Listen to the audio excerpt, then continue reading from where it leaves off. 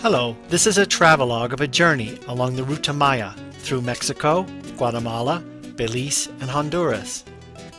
The Ruta Maya is a tourist office concept that links various Mayan sites in southeastern Mexico and northern Central America. Our journey begins in the Lacandon forest, south of Palenque, in Chiapas State, Mexico. Our first stop is Yaxchilan. This remote site lies on the Usumacinta River, which here is the border between Mexico and Guatemala. It can be reached only by boat. During the classic Mayan era, roughly 250 AD to 900 AD, Yaxchilan was a powerful city-state. As elsewhere in the Mayan world, its rulers spent much of their wealth glorifying their accomplishments in monuments and hieroglyphs. What makes the site special for visitors today are the carved lintels, the horizontal panels above the doorways, which depict various rulers and important events.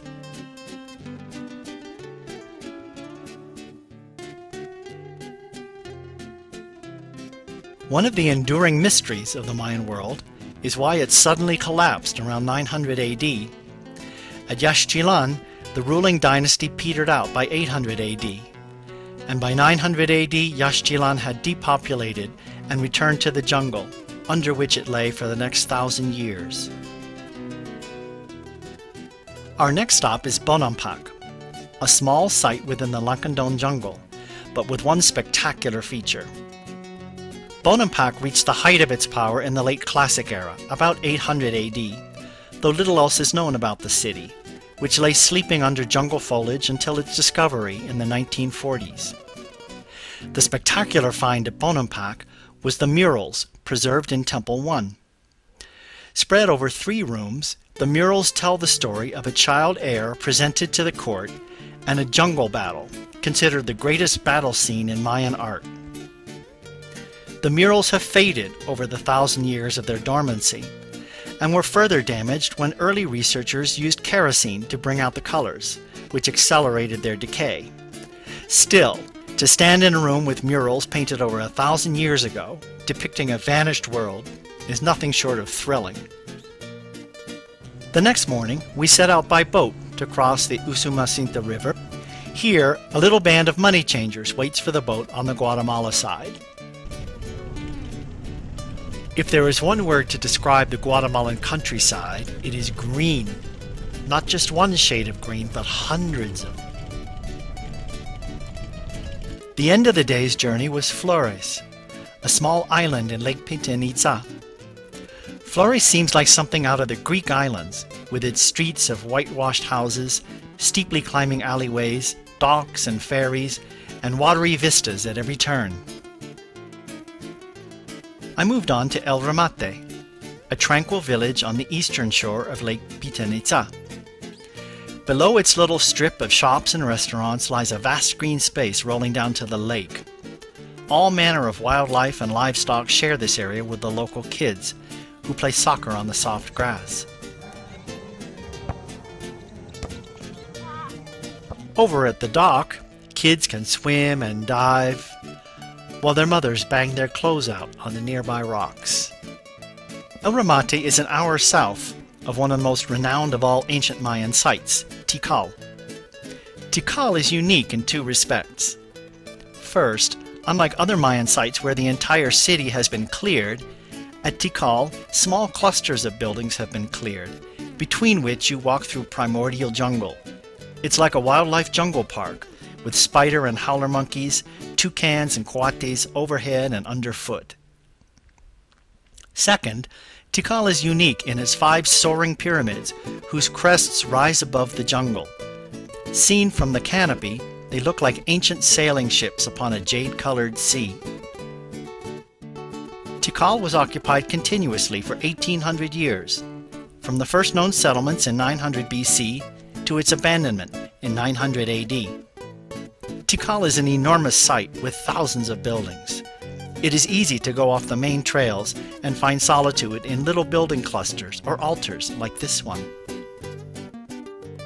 Belize sits in the northeastern corner of Central America, south of the Yucatan, and is a former British colony.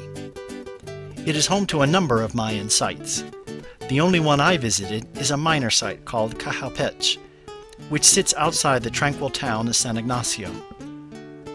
Cajalpech was the royal palace of an elite Mayan family during the Classic period.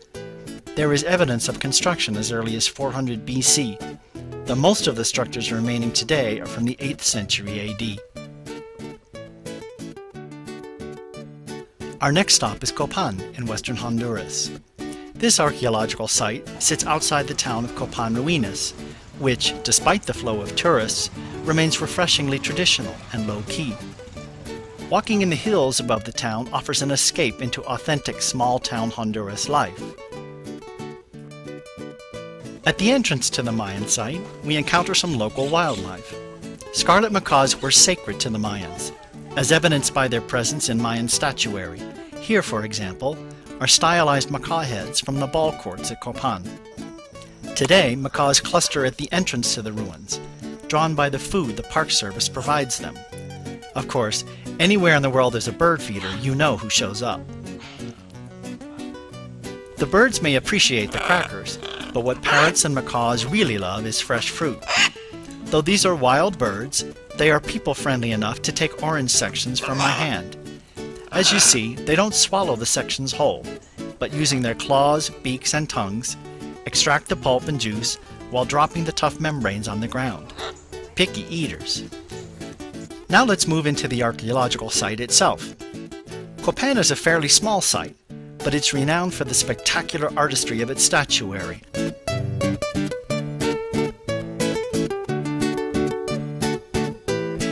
Especially remarkable are its stelae, which are upright stone monuments depicting prominent figures in Copan's history. Not surprisingly, most of the stelae are of Mayan rulers, eager to immortalize themselves and their achievements.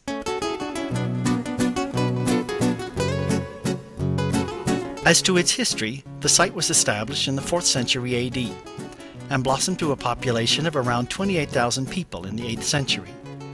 By 822 AD, Copan had declined due to inadequate food resources to feed its population. By the way, we know these specific dates because the Mayans were the only pre-Columbian people of the Americas to develop a written language. This boy, named Jose, offered to be my guide to Copan, and here he displays his exhaustive knowledge of the site and its history. Aquí es un sitio de los mayas antes. Como el campo de los mayas. Unas peñas y palos de cedro, de todo. Hay como piedras antiguas, todo. Y ya. ¿Está bien? ¿Y qué está en esta parte? ¿A dónde? Es una peña, no sé. Como piedras, escalas y todo. ¿Está bien? And we end our day back in Copan Ruinas town, where the avian population settles down for the night.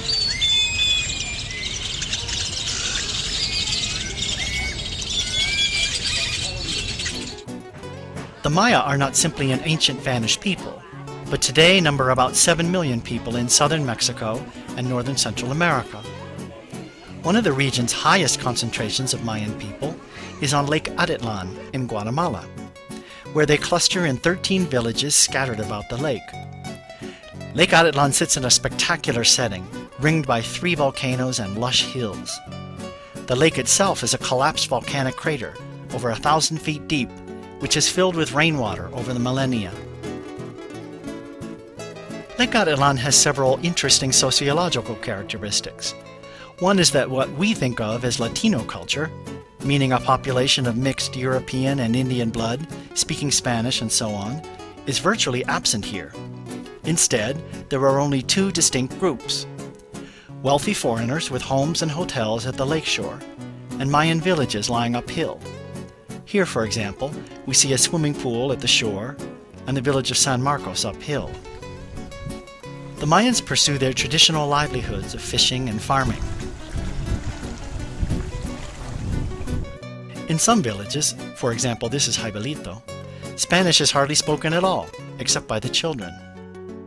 While there are roads encircling the lake, transport is slow, rough, and expensive.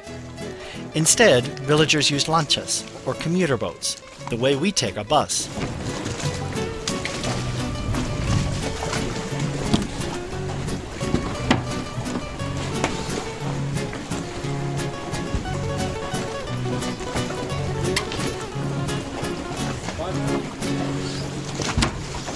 The ride does get bumpy when the afternoon winds pick up.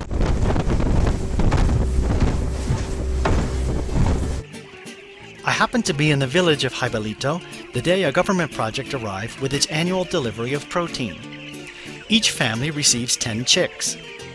The project manager told me that they would be eaten for Christmas, though I asked if it wouldn't make more sense to keep them alive and harvest the eggs.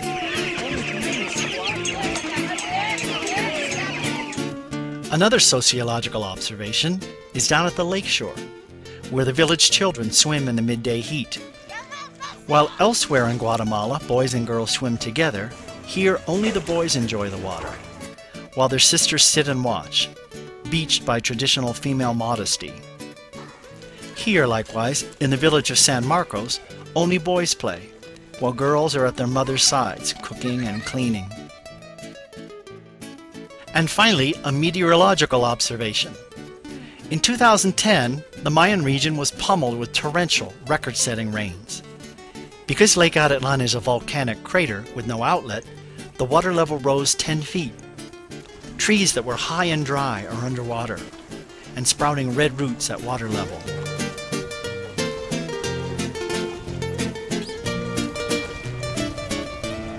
What were waterfront businesses are now underwater ruins.